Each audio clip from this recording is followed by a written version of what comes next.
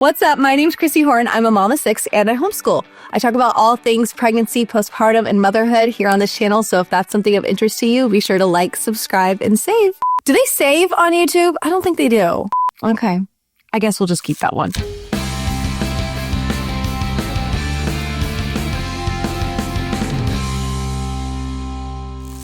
A little background on me. I never thought I would be the mom to homeschool her children. So how did I get here? I have a sister who is 15 years younger than me. So when I was a young adult, my mom was homeschooling her. I was super against it. I was trying to convince my mom not to homeschool her, but she definitely knew better than me when it came to her daughter. I would say that was the seed that planted the idea of homeschooling in me. At the time, I didn't agree with it, but I definitely think it opened my mind a little bit more. And then I became a preschool teacher and I was all about early childhood education in a classroom. So for me to homeschool from the start was such a change from who I was back before I had kids. The biggest shift happened when I had kids. As my first got older and he became of that preschool age, I had no desire to put him in preschool. And I was very conflicted about this because I was a preschool teacher before I had him, and I was very passionate about early childhood education in that kind of setting. Now, before I continue, I need you to understand that I am specifically talking about my family and my kids. We all have different journeys, and kids thrive in different environments. And I think that's the biggest thing I want people to take away from this, is that it doesn't necessarily have to be homeschooling, but I want people to understand that there are different avenues for children to learn, because as someone who does have an education in early childhood development, it is very clear that there is not a one-size-fits-all when it comes to your child's education. So if you find that the school they're in isn't working, my biggest thing that I want to advocate for is that there are other options, and that's it. Because we all have different resources, different journeys, different avenues that are going to suit our child best. And I'm only sharing my experience in hopes that it helps you or lend some insight into maybe something you were curious about. So when my child turned about 3 years old, I started thinking about preschool, but had zero desire to put him in preschool. He was in these little toddler sports. He was getting tons of socialization. I'm very social. I was coordinating play dates with friends. And I, as a preschool teacher, was teaching him a lot of stuff at home. I just felt things were going really, really well at home, and I didn't feel this need to put him in it. And it made me start to question the whole system in general. I think we've been brought up in a society where it's like they turn a certain age, you put them to school, and that's that. And that works great for some families, but for some kids, it doesn't. So I began thinking, well, is this what's best for my child? He was thriving at home. I was feeling good. And then I realized our time could really be our own here. If he wanted to spend more time looking at bugs all day, we could definitely do that. And then with that aspect of time, it really got me thinking about his education going forward. I also could get very hyper-focused on a subject. And in the traditional school setting, I wouldn't be able to stay too long on that. We'd have to move on to the next subject. So in homeschooling, I did realize our time is more of our own, so we can stay focused on specific subjects that were really of interest to my children. Now, of course, I'm making sure it's a well-rounded education, and we're definitely hitting the core academics such as language arts, reading, writing, math. But we have this flexibility to spend more time on things that are of interest to them. And the biggest thing is I want them to be excited to learn. So different environments are going to foster that. And they were just thriving at home, really learning a lot. So I started to realize this is probably the path for us. This is not your mother's homeschool anymore. The internet has completely changed the game and what we have access to, right? If you think about, let's just go back to 1991, right? The internet wasn't what it was. Things weren't as accessible. So you would really have to know someone, do some research, head to the library, really find the right curriculum for your child. Now, especially in a post-COVID world, so many teachers have made their curriculums available online. You have just tremendous amounts of rich, full curriculums to choose from. There's so much available in this modern internet world we are living in now. We have access to some of the best academic resources, and it's available to everyone, no matter what schooling you choose. Let's talk about being qualified to teach your kids. Teachers go to school for so many years. They learn all these skills. They have to go through this rigorous education to teach your children. Why doesn't the parent need to do anything? Well, one, they're the parent. They know their child best. While teachers are wonderfully well educated, they don't know the students until they meet them the first day of school. And it's during that school year that they'll get to know the student. Now, as a parent, you know your child. You know them very well. You know what makes them tick. You know how they learn. You know what they respond to. Teachers are so fabulous because they can take a subject and teach it in so many different ways to make sure each of their students understand the concept. And that's a skill they really need, right? You have 30 different kids who have different learning styles. A teacher's going to need to know how to teach the curriculum in different learning styles that are going to reach each child. It's a very admirable skill. They go through school to gain these skills and to gain this knowledge. And we love teachers. I cannot emphasize enough. I love teachers. So you have to remember that I am homeschooling elementary school age. As they get older, as they hit the high school level, I will have to figure something else out because I don't know chemistry. I'm not going to try to teach them chemistry. I will probably either put them on an online class or maybe by then they might be going to a regular school. I think when it comes to homeschooling, you have to take it each year at a time and assess where your child is, assess where you are, and assess what's working for you. So when it comes to elementary school age, the teachers are fabulous and they have these fabulous skills, but it's not as if they have a PhD in second grade mathematics, right? As an adult, you know elementary school academics. You know how to do elementary level arithmetic. You know how to do elementary level language arts, writing, reading. It's a matter of teaching it. And these curriculums will walk you through it and they're amazing. You may not know every single mountain range off the top of your head, but you can definitely learn it quickly. Again, we're not talking high school AP chemistry here. We're talking elementary school aged. And if there's something you don't remember because of the academic level it is at, you can easily go back, refresh your memory, and learn it quickly. I mean, you expect your 8-year-old to know this. You, as the 20, 30-something-year-old parent, should be able to know it too, right? You can't expect your 8-year-old to learn something that you can't learn. So when it comes to qualification, yes, as a parent, you are completely qualified to teach your child because you know your child. It does require more work on your part as a parent, though. You are going to have to start researching homeschool and different curriculums and what do you think will work with your child. Another thing, though, is you can have a curriculum and be like, this isn't working for my child. Switch it. But that's the beauty of homeschool is the flexibility and it's very individualized learning. Now, I know a cohesive learning is very important too, and we'll get into that in a minute. We definitely do things as homeschoolers to make sure our kids are learning in group settings as well. Those are called co-ops, but the academic learning is one-on-one, which is very beneficial to a child. My husband recently shared the story about a teacher whose class didn't do so well on a test. So the kids who didn't do so well, he worked one-on-one with them. And they got an A once he worked one-on-one on them. And he went on to say, I went 6 weeks teaching this course and these kids did miserable on the test. But after just 2 weeks it wasn't even 2 weeks. I think it was like 1 week of working one-on-one with them, they aced it. And that brings us to our next topic about time. People think your homeschool schedule needs to replicate this schedule of the school system, but that's absolutely not true. In the regular school system, you have about 30 kids to a classroom, so you have to take account for all those distractions, lining up, time for recess, time for PE, time for this. Again, sit back down, get situated. Everyone, get out your pencils. Everyone, get out your paper. I mean, there's lots of little things because you have to maintain order with the amount of kids in the class. You don't have that in homeschooling. It's just your child. And so you can whiz through these things so much quicker. And again, it's one-on-one. So you're not taking questions from the class. You're not going over a concept where, 15 different kids might have questions. You can just really hone in on what it is you guys are learning and what questions your child has, and then you move on. So homeschooling does not take as long as the school system, in a sense, for that 7-hour day or 6-hour day. You still have recess and all that stuff as a homeschooler, but it's just more organic. It's just like, okay, you finish your math, go outside and play.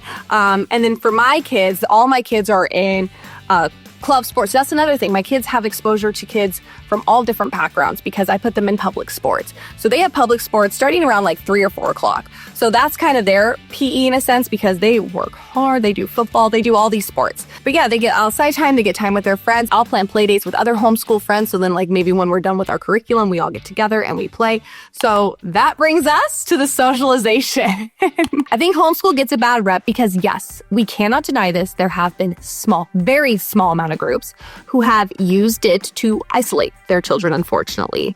And they do exist. We can't deny it, but they do not speak for the homeschooling community of whole. I mean, I think they make up a very, very small percentage of the overall homeschool community. And again, you need to remember, this is not your 90s homeschool anymore. You have so many resources available. And in a post-pandemic world, there are so many more people working from home. So that's another big thing. This work from home option just wasn't really a thing growing up in my childhood, at least. I mean, we didn't even have the technology to work from home that well. But now we have so many more parents working from home, and time is just becoming way more flexible than it ever has before. It blows my mind that we as a society think that school is the end all be all to socialization. And I include myself in this because I thought the same thing. So if we think the traditional schooling route is the end all be all to socialization, wouldn't you say it has deeply failed? That was the secret sauce to socializing our children. How many kids come out of public school not very well socialized? When homeschooling is done right, socialization is the top priority for parents. So as I mentioned before, there's a lot more flexibility with time. So we'll do play dates with other kids who have the same schedule. And then of course, my kids are all in public sports. They make lots of friends. They see friends every day. And then also, we live in a neighborhood. My kids are on their bikes, riding their bikes with all the neighborhood friends, like by 2 o'clock when everyone's home from school. Another big thing homeschooling families have are co-ops. And that is where you get together with a bunch of other homeschooling families and the parents teach different subjects. So it is very much replicated like a traditional school, about 1 or 2 days a week, depending on how often you go to your co-op. And the kids learn in a classroom-like setting with other kids around their age and their academic level. And this is great. They learn how to work together. They learn team building. They learn how to problem solve together. And it's fabulous and it's needed. Now, in a traditional school system, you are with a class with all kids your age. You don't really mix and mingle with kids who are outside of your age too much. In homeschooling and the co-ops, you have kids of all ages working together, which is really fabulous because it's so cute to actually see like the teens and the tweens and the way they interact with the younger ones. I mean, they have younger siblings, so they know, but it's really cool because the little ones look up to them and there's just this really collaborative work where they enjoy actually playing with one another. Now, in traditional school, you are with kids around your same age, and the friends you make are really just based on proximity. Now, that's how anything is in life. But the relationships and friendships are usually formed based on proximity rather than interest or similar lifestyles or anything like that, which is fine. Again, we make a lot of our friendships based on the proximity concept. I will say that one of the beautiful things about homeschooling is you can meet kids from all over the county and you can form these deeper relationships based more on interest rather than just the fact that you are sitting next to each other in class. So yes, I do believe homeschoolers can make those deep personal friendships and connections outside of your traditional school system. I would like to share a little personal story though, because growing up, I went to public school and I found it actually very difficult for me to transition into the workforce because growing up in this traditional school system, any adult was a teacher and obviously authority. Now, when you're young, yes, you need to understand like your elders and a sense of authority. But when I was like 21, I had a certain job and there was a woman who may have been like 40. And I just thought she was my boss, even though I knew she wasn't my boss. She actually worked a totally different department. Like I didn't report to her, but I kind of let her boss me around just by the fact that she was older than me. And I only knew people of that age gap to be in a position of authority. And she actually had no authority over me. In fact, some of the tasks I needed to delegate it to her, but I didn't know how to go about that because I just wasn't used to interacting with people who were outside of my age group. Another thing was I was a talker. Big surprise. Like here I am yapping on YouTube, right? And I totally get where the teacher's coming from. You got 30 kids, you got to keep order in the class, and it's really hard to do, and it's really hard to teach when someone's just constantly yapping to her friends. I had some really wonderful teachers who would take my social skills and use it as like a leadership position in the class, and really fostered it to help me understand and do better in the classroom. But unfortunately, like any profession, you're going to have really good people, and you're going to have some bad eggs. I had a few bad egg teachers who didn't want to deal with it. And they had been teaching for a very long time and didn't seem to want to evolve as more information comes out about childhood development. They just had a very kind of children should be seen and not heard mentality. I had teachers as young as 8 years old take my desk in front of the whole class and literally throw it out the door and make me sit there for the rest of class. Pretty young. So what I'm trying to get at is talking is usually not really encouraged during the lesson, right? You gotta listen and learn. Talking is encouraged during team building activities, during socialization hours such as recess, PE, lunch, and my homeschoolers get all that. But what about the prom? I hear you. So let's talk about activities. Again, as my kids hit that high school level, I may change course with a lot of this. I don't know. You have to take it year by year. Right now, my oldest is only 9. So I have some time. I will cross each bridge as it comes. But homeschooling is on the rise. Working from home is on the rise. So there is just a ton more flexibility than ever before. So I have been seeing tons of homeschoolers coordinate kind of their own proms, and you get all these great homeschooling communities together and they make prom and they make these things. So I think these things that seem to be a milestone in American culture, right? You know, you got the football games, you got the pep rallies, you got the prom. I don't know why high school is so glorified in our society, but it is. I do want to make sure my children at least have access to it if they want to go to these things or not. So I will say I do take my young boys to our local high school football games starting now. They love football and it's just a fun activity to do. So they've already kind of been immersed in some of that in some way. And again, they do public sports. So they have friends who go to all different schools. It's not something I'm necessarily worried about at this time. I do think they're still going to be able to participate in a lot of these activities. I think things keep evolving, but again, I'm open to it. Ultimately, we want our children to thrive and be happy. So we don't want to be the ones to hold them back. The whole point we're doing homeschooling is because we think it's what's best for them and we think it's going to push them forward and let them live up to their full potential and learn in a way that's conducive to them. What about getting into college? Again, I don't know if I'm going to be homeschooling throughout high school, but if I do, I have looked into this. And you basically, as the homeschooler, you provide a transcript. So what I'm doing is I look at our local school district and how their transcripts look, and I just kind of replicate that. You're not going to cheat your kids' grades. Like, you're going to want them to do well. And there's just like tons of ways to hold you accountable. One, I live in California. So again, this is really important. Every state is different. I live in California and there are certain subjects I have to teach. And I don't mind doing that. There are certain subjects they need every California student to know. And so I will have to teach that. I still have to provide proof for things. I keep all my children's workbooks, lessons, everything, and I have proof of all that. And I will just take all that data and put it in a transcript and give them final grades. There's also lots of testing homeschoolers can do to make sure they're on course. And it just depends on the university's requirements. So if the university's like, you need to take X amount of science, X amount of this, X amount of that, you got to take that as a homeschooler. And if they say, hey, you need these kinds of SAT and ACT scores, then you still need to do that as a homeschooler. So whatever the university requires, the homeschoolers still have to do. No university can deny someone just because they are a homeschooler, if that is what you are asking. I think a lot of people might think parents might just lie on their kids' transcripts, but that's so far from the truth. Usually homeschooling parents want their children to do well and thrive, and they're not going to just lie and throw them to the wolves. I have never heard of that. But I mean, I guess you could. But again, there's all the testing too. There's different ways to hold it accountable. In fact, I read recently more universities are actively seeking homeschoolers now. I also am of the personal belief that university is not the end-all be-all when it comes to higher education. I know that might be controversial. I'm not saying that's for you. I'm just thinking about my family and depending on where they are in life. Now, you need to understand, I graduated in 2010 at the height of a recession, and I have friends to this day still paying off their student loans, not using anything. And the job they have has nothing to do with their degree. So I think I might come by this from a little bit of a skeptic's point of view. I'm not crapping on university, okay? I mean, we can get into this topic another day. I definitely think if you are going to be a doctor, an engineer, you have to go to school and a university.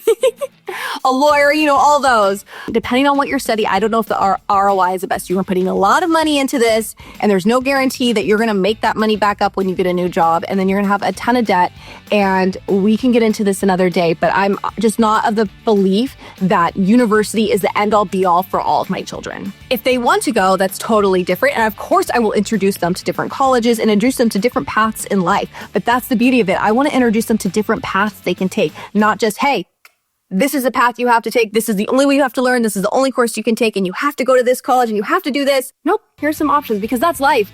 That is free will, baby. And I think we forget about the amount of free will that we have. Now, if you're with me this far, let's get into the curriculum of what I do. Right now, it's pretty simple because again, my oldest is only 9 years old. So let's get into it. I use the good and the beautiful for most of my stuff. I use the good and the beautiful for their core language arts, writing, reading, and math. I love the curriculum. I think Jenny Phillips, who created it, is amazing. It is beautiful illustrations. It explains things so well. My kids have been thriving with it.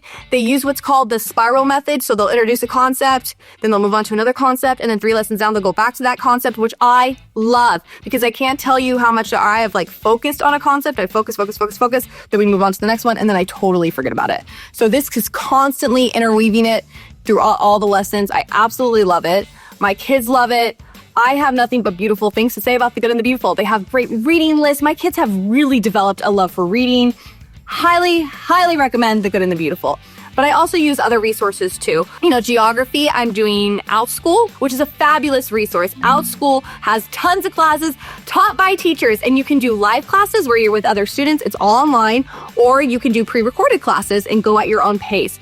It is absolutely fabulous. There is a subject for everything. The teachers are rated. It's amazing. So I'm doing US geography on OutSchool over there, but I also am going to put my kids in a coding class. Their dad's a coder, software developer, and I'm going to put them in a coding class to make their own little video game. So again, there's just so many resources out there. It's amazing. So Good and the Beautiful, OutSchool. And then, you know, honestly, I will just buy like random science kits off Amazon, and they have so much fun with those. I'll buy random art kits off Amazon.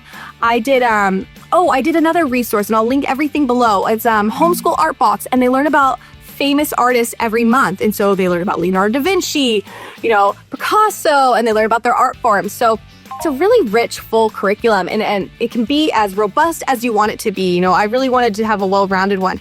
Now, I don't do those subjects every single day. No. Every single day we do core, which is language arts, reading, writing, and math. Every single day we do those 4 or 5 days a week. And then we'll have a focus. So for the next few weeks, we're just doing US geography. Once we wrap that up, we're going to do art appreciation. Once we wrap that up, we're going to do a new science curriculum. So it's always core, those core subjects, and then a focus. And I have found this to be better than rather than doing geography on Monday, science on Tuesday, art on Wednesday, right? Because then some days as homeschooling, you do have more flexibility. You know, this is how I'm able to like take them to doctor's appointments and speech therapy and all these things. And then I'll be like, oh shoot, we didn't get to geography today.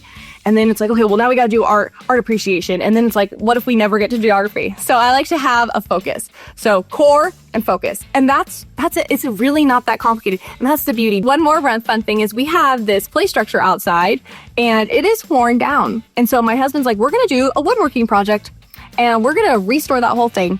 And so you don't need to be a homeschooler to do that. You can obviously do that on the weekends with your kids, but it's just that gives us, with homeschooling though, we have more of the time to do that because our weekends get packed with sports and all these other things. So there's just little projects like that, and there's really organic ways to learn in the everyday. I hope that answered a lot of your questions, but I'm sure I missed them, so please drop them below in the comments. Ask me anything when it comes to this. I am an open book, and as you can tell, I can yap all day. So if you have any more questions, if you have questions for my husband, maybe I can bring him on board. I'd love to keep discussing this with you and help you on your homeschooling journey if that's something you are interested in. All right, but that's it for now. In the meantime, if you enjoyed this, please be sure to like, subscribe, and save, and I'll see you around.